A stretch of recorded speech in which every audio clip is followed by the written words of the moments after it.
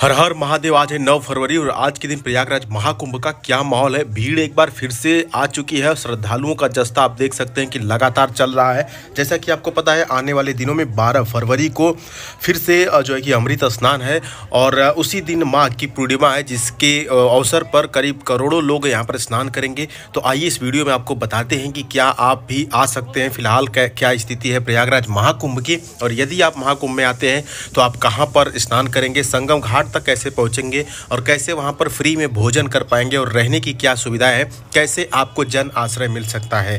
देखिए, जन आश्रय पाने के लिए तो आपको आधार कार्ड जरूर लेकर के आना पड़ेगा। साथ ही साथ तमाम जानकारियां आपको इस वीडियो में आगे हम देंगे। देखिए, फिलहाल अभी हम लोग चल रहे हैं संगम घाट की तरफ। प्रयागराज महाकुंभ में आने के बाद सबसे पहला जो काम है वो आपका संगम घाट पे जाके स्नान करना है। और देखिए, वहाँ पे हो ये रहा है ना कि गंगा जी भी आई हुई हैं लेफ्ट साइड से, और वहीं पे आपके राइट साइड से आपको दिखेंगी यमुना जी। तो कई बार कंफ्यूज होकर के लोग, कोई गंगा किनारे स्नान करके चला जा रहा है तो कोई यमुना के किनारे स्नान करके चला जा रहा है। ऐसे में हम आपको ऐसा लोकेशन बताएंगे जो कि संगम है, क्योंकि संगम घाट का अपना अलग महत्व है। तो चलिए हम लोग संगम घाट की तरफ ही चल रहे हैं। आपको बता दें कि माघ की जो पूर्णिमा है उस दिन जो है कि 12 फरवरी को सुबह 5:19 का जो शुभ मुहूर्त है, और यह 5:19 पर शुरू होगा और 6:10 तक समापन इसका हो जाएगा। आपको बता दें कि धार्मिक मान्यता है कि ब्रह्म मुहूर्त के समय त्रिवेणी संगम में स्नान करना बेहद शुभ माना जाता है। तो यदि आपको 12 तारीख को जो माघी पूर्णिमा में स्नान करना है, आना है, तो कंप्लीट देखिए इस वीडियो को। हम लोग चल रहे हैं संगम घाट की तरफ और वहां पर हम आपको दिखाएंगे किस प्रकार से आप संगम घाट तक पहुंचेंगे और कैसे स्नान करेंगे। आप सामने देख रहे हैं वॉच टावर दिख रहा है। इस प्रकार के कई वॉच टावर जो है कि प्रयागराज महाकुंभ में बने हुए हैं, और ये देखिए तमाम महिलाएं जो है कि स्नान करके वहां से वापस आ रही हैं। आपको बता दें कि प्रयागराज महाकुंभ में इस प्रकार के कई सारे खोया पाया केंद्र भी बनाया गया है, ताकि कोई व्यक्ति खो जाए तो वहाँ पर मिल जाता है। लेकिन यदि आप हमारी वीडियो देख रहे हैं तो हम आपको एक सलाह देना चाहेंगे कि आपके साथ यदि कोई बुजुर्ग या कोई बच्चा या कि फिर कोई महिलाएं हैं जो कम पढ़ी लिखी हैं या जानकार नहीं हैं, उनके पास एक कागज़ पे आप उनका नाम और एड्रेस और के साथ साथ मोबाइल नंबर लिख करके उनके पर्स या पॉकेट में डाल दीजिएगा, ताकि बाय द वे इतनी भीड़ में यदि वो खो जाते हैं, क्योंकि 12 तारीख तक भीड़ फिर से बढ़ रही है, बहुत ज़्यादा भीड़ होने वाली है। तो यदि इस भीड़ में वो खो जाते हैं तो कोई भी उनको पुलिस वाला या कोई भी व्यक्ति जो है कि उनको पाएगा तो वो उस नंबर पे कॉल करके या उस एड्रेस पर उसको पहुंचा देगा। तो ये चीज़ ज़रूर करें, तो जिसकी वजह से थोड़ा सा आसानी होगी। और साथ ही साथ आपके जितने सदस्य आपके साथ आ रहे हैं, आपके परिवार वाले सभी के आधार कार्ड उनके पास होने चाहिए। ये बहुत काम आता है ऐसे समय पर, ठीक है। उसके बाद ये देखिए सीधे सीधे हम लोग चल रहे हैं संगम घाट की तरफ। और आपको बता दें कि प्रयागराज महाकुंभ में जब आप आएंगे तो इस प्रकार के जो ये जर्किन लेकर के जा रहे थे भाई साहब, ऐसे जर्किन में जो है कि पानी जरूर लेके जाइएगा। तो पानी मीन्स कि गंगा जल, और संगम का जो गंगा जल है यदि आपको लेके जाना है तो आप कोशिश करें कि घर से जो है कि एक बॉटल लेकर के आए, अगर साफ हो तो। क्योंकि यहाँ पर जो बॉटल खरीदने जाएंगे तो जो अदर मार्केट में बॉटल मिल रहा है करीब करीब 20-25 रुपये का, वो बॉटल यहाँ पर 100-150 का मिल रहा है, ठीक है। तो आपका 100-150 रुपया बचेगा आप यदि घर से कोई बॉटल लेकर के आते हैं। तो गंगा जल जरूर लेकर के जाइएगा संगम का। और ये देखिए संगम घाट बना हुआ है, संगम गेट है। तो संगम गेट से ही आप अंदर घुसेंगे तो जा करके आप कहाँ पहुँच पाएंगे, संगम घाट पर। त्रिवेणी घाट कह लीजिए या संगम घाट कह लीजिए, दोनों एक ही बात होती है, तो कंफ्यूज नहीं होना है। संगम घाट पे आपको जाके स्नान करना है संगम द्वार के माध्यम से। देखिए संगम द्वार से अंदर घुसेंगे, ये द्वार सीधे आपको संगम घाट तक लेकर के चला जाएगा। देखिए यहाँ पर तमाम लोग आ रहे हैं स्नान करके, और अब हम लोग पहुँच चुके हैं संगम घाट पर। ये देखिए तमाम लोग स्नान कर रहे हैं। हर हर गंगे का यहाँ पर नारा लग रहा है, और कितना अद्भुत माहौल है। और आप भीड़ देख सकते हैं। आज के दिन का, आज है 9 फरवरी और रविवार का दिन है, और लेकिन फ़िलहाल सुबह के अभी करीब 9 बज रहे हैं। लेकिन आप देख सकते हैं कि अभी से इतना लोग आ चुके हैं, और यहाँ पर सुबह का जो स्नान होता है वो यहाँ पर शुरू हो गया है। तो प्रयागराज महाकुंभ में इस प्रकार के स्नान आप करेंगे जा करके, और इसके आगे हम बताएंगे कि यहाँ पर स्नान करने के बाद क्या क्या चीज़ें आपको करनी है। प्रयागराज महाकुंभ में जब आइएगा तो गंगा जल तो ज़रूर लेकर के जाइएगा, साथ ही साथ प्रयागराज महाकुंभ की मिट्टी भी लेकर के जाइएगा। कोई प्लास्टिक पहले से ले लीजिएगा, कागज़ हो, आप उसमें यहाँ की एक मुट्ठी मिट्टी ज़रूर लेकर के जाइएगा। अपने घर में रख सकते हैं जिससे कि घर शुद्ध रहेगा, या घर में इसका छिड़काव भी कर सकते हैं। फिलहाल देखिए लोग एक दूसरे के ऊपर पानी फेंक रहे हैं और एंजॉय कर रहे हैं। तो प्रयागराज महाकुंभ में संगम घाट पे स्नान करने के बाद आपको लगेगी बहुत तेज भूख, तो हम आपको लेकर के चलते हैं एक ऐसे लोकेशन पे जहाँ पर बहुत ही बढ़िया भंडारा आपको देखने को मिलेगा। तो अभी हम लोग स्नान कर लिए और चल रहे हैं यहाँ से बाहर की तरफ। और आपको बता दें कि बाहर की तरफ हम आपको लेकर के चल रहे हैं ऐसे स्थान पे जहाँ पे आपको रहने के लिए जन आश्रय की भी सुविधा मिलेगी। जन आश्रय में आपको आश्रय पाने के लिए आपके पास आधार कार्ड होना चाहिए। वैसे तो जब भीड़ नहीं रहती है तो वो लोग वैसे भी रहने के लिए दे देते हैं, लेकिन जब भीड़ रहती है तो एक बार आपका आधार कार्ड चेक किया जाता है। और कई बार ऐसा भी होता है कि 100 रुपया कम से कम चार्ज भी रखा जाता है ज़्यादा भीड़ को देखते हुए। तो ज़्यादा से ज़्यादा 100 रुपया, उससे ज़्यादा आप मत दीजिएगा किसी भी जन आश्रय में, ठीक है।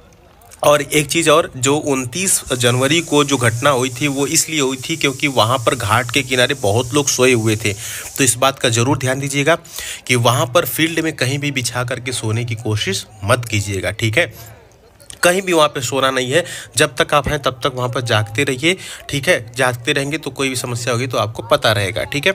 और देखिए, एक रात जाग जाने से कोई ज़्यादा प्रॉब्लम नहीं हो जाती है, ठीक है। एक रात जाग लीजिए, फिर घर पे आके आराम से आप सो सकते हैं, ठीक है। फिलहाल ये देखिए पीपा पुल बना हुआ है। इस प्रकार के करीब 30 पीपा पुल बने हुए हैं प्रयागराज महाकुंभ में। तो स्नान करने के बाद आपको इन्हीं पीपा पुल के माध्यम से गंगा उस पार चले जाना है। आप देख सकते हैं कि सामने झूसी वाला ब्रिज दिखाई दे रहा है और झूसी वाले ब्रिज के ठीक नीचे चले जाना है। तो इस प्रकार के जो भी पीपा पुल बने हुए हैं, देखिए तमाम लोग स्नान करके उधर ही जा रहे हैं। गंगा उस पार जब जाएंगे ये पीपा पुल पकड़ के, तो उधर सेक्टर नंबर 17, 18, 19, 20, 21, 22 सभी सेक्टर लगभग जो ज़्यादा इंपॉर्टेंट सेक्टर बनाए गए हैं वो उधर ही है। और जितने साधु संत हैं आपको सेक्टर नंबर 18, 19, 20 में मिल जाएंगे। और स्नान करने के बाद जाइएगा इसी पीपा पुल के माध्यम से, जिस प्रकार से लोग देखिए जा रहे हैं भजन कीर्तन करते हुए, तो आप जाएंगे उस सेक्टर में और जो तमाम साधु संत हैं उनके दर्शन करेंगे, उनके पैर छुएंगे और उसके बाद उनका आशीर्वाद लेंगे। हो सके तो आपके पास कुछ दान पुण्य करने के लिए है तो दान वगैरह भी कर सकते हैं। और साथ ही साथ वहाँ पर दान करने के बाद आपको जन आश्रय भी हम आपको दिखा देंगे। ये देखिए भीड़ कितनी ज़्यादा है और अभी सुबह का ही वक्त है, करीब 9 बज रहा है, लेकिन आप स्थिति देख सकते हैं कि आगे दिन में कितनी भीड़ होगी। और ये देखिए पीपा पुल का यह हाल है कि तमाम लोग भरे पड़े हुए हैं। तो अभी आपको प्रयागराज महाकुंभ में आना है तो आ ही सकते हैं, क्योंकि देखिए अब जैसे फिर आगे महाशिवरात्रि पड़ने वाली है तो भीड़ तो कम होगी ही नहीं। श्रद्धालुओं की कोई कमी नहीं है। तमाम श्रद्धालु अमृत स्नान करने के लिए प्रयागराज महाकुंभ में माघी पूर्णिमा के स्नान करने के लिए अभी से चल दिए। आज 9 तारीख है और आपको पता है कि 11 की रात को भीड़ हो जाएगा और 12 को तो भीड़ रहेगा ही, और ऐसे 13 तक भीड़ ऐसी बनी रहेगी। और यदि आपको भीड़ से थोड़ी राहत पानी है तो 15 के बाद अब आइए, हम तो यही कहेंगे। लेकिन फिलहाल यह वीडियो आप पूरा देख लीजिए ताकि आपको कोई और वीडियो देखने की ज़रूरत ना पड़े, कोई और जानकारी न सुनने की ज़रूरत पड़े। देखिए अब हम लोग आ गए हैं मेला क्षेत्र के इधर वाले एक अखाड़े वाले क्षेत्र में, और तमाम जो साधु संत है वो आपको अखाड़ा क्षेत्र में ही देखने को मिलेंगे।